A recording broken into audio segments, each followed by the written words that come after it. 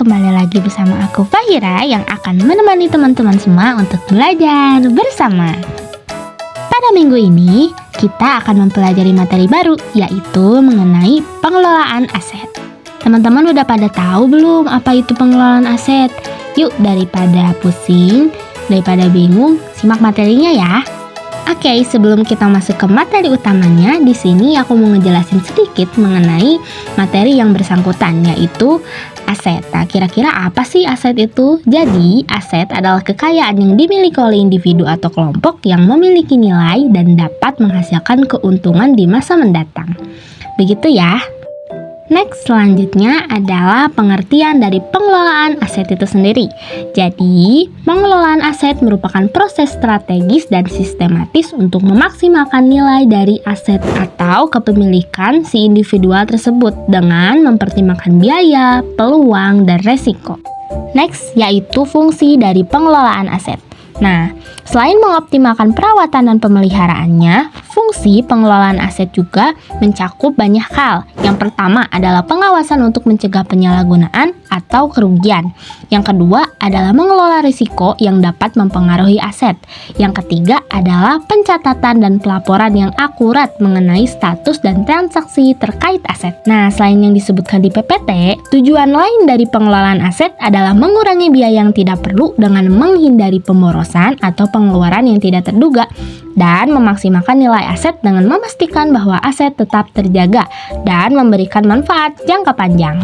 Ini penting teman-teman. Jadi, pengelolaan aset dapat menerapkan pendekatan analitis untuk mengelola aset selama tahapan siklus hidupnya.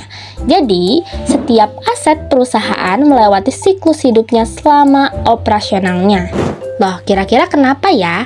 Jadi gini, sebab sebuah aset akan mengalami masa senjanya, sehingga perusahaan perlu menyiapkan perawatan atau pembuangan ketika masa pakainya sudah selesai. Oleh karena itu, sebuah institusi profit driven wajib menguasai siklus manajemen aset, sehingga perusahaan nantinya bisa menjalankan strategi untuk memaksimalkan siklus hidup aset. Ada beberapa langkah atau tahap dalam memaksimalkan siklus aset. Yang pertama adalah perencanaan. Nah, di sini merupakan penentuan kebutuhan aset berdasarkan tujuan dan strategi organisasi, termasuk jenis dan jumlah aset yang dibutuhkan. Kedua adalah pengadaan. Nah, ini merupakan proses pembelian atau memperoleh aset sesuai perencanaan, baik melalui pembelian, sewa, atau metode lainnya. Yang ketiga adalah inventarisasi. Nah, di sini merupakan pencatatan semua aset yang dimiliki, termasuk data detail seperti lokasi, nilai, atau kondisi aset. Yang keempat adalah legal audit. Nah, di sini merupakan pemeriksaan legalitas aset untuk memastikan kepemilikan dan kelengkapan dokumen hukum. Yang kelima adalah pengoperasian dan pemeliharaan, yaitu mengelola penggunaan aset serta melakukan perawatan agar tetap berfungsi optimal dan tahan lama. Yang keenam adalah penilaian, yaitu mengevaluasi nilai aset secara berkala, baik untuk laporan keuangan maupun kebutuhan lainnya.